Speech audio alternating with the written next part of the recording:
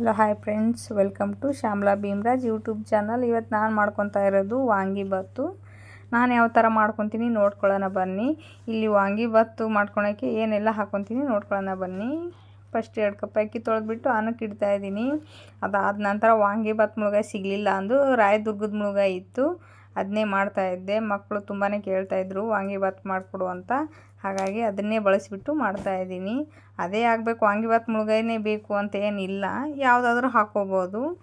ಇಲ್ಲಿ ಒಂದು 3 ಮುಳುಗಾಯಿ ಕಟ್ ಮಾಡಿ ಇಟ್ಕೊತಾ ಇದ್ದೀನಿ. ಅದಾದ ನಂತರ ಒಂದು 3 ಈರುಳ್ಳಿ ಕಟ್ ಮಾಡ್ಕೊತಾ ಇದ್ದೀನಿ, ಸ್ವಲ್ಪ ಕೊತ್ತಂಬರಿ ಸೊಪ್ಪು, ಕರಿಬೇವು, 2 ಟೊಮೆಟೊ ಕಟ್ ಮಾಡಿ ಒಂದು ಕಡೆ ತಟ್ಟೆಯಲ್ಲಿ ಸೈಡಿಗೆ ಎತ್ತಿಟ್ಕೊಂಡ್ಬಿಡ್ತೀನಿ. ತುಂಬಾ ಚೆನ್ನಾಗಿರುತ್ತೆ, ಸಿಂಪಲ್ಲಾಗೂ ಇರುತ್ತೆ.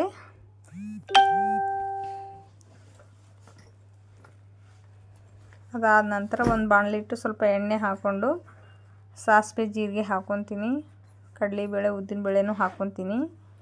ಈರುಳ್ಳಿ ಚೆನ್ನಾಗಿ ಫ್ರೈ ಮಾಡ್ಕೋಬೇಕು. ಸ್ವಲ್ಪ ಗೋಡಂಬಿ ಹಾಕ್ಕೊತೀನಿ ನಾನು. ಕರಿಬೇವು ಸೊಪ್ಪು ಕಟ್ ಮಾಡಿ ಇಟ್ಕೊಂಡಿರುವಂಥ ಮುಳುಗಾಯಿ ಹಾಕ್ತಾಯಿದ್ದೀನಿ. ಅದಕ್ಕೆ ರಾಯದುರ್ಗದ ಮುಳುಗಾಯಿ ಇದು.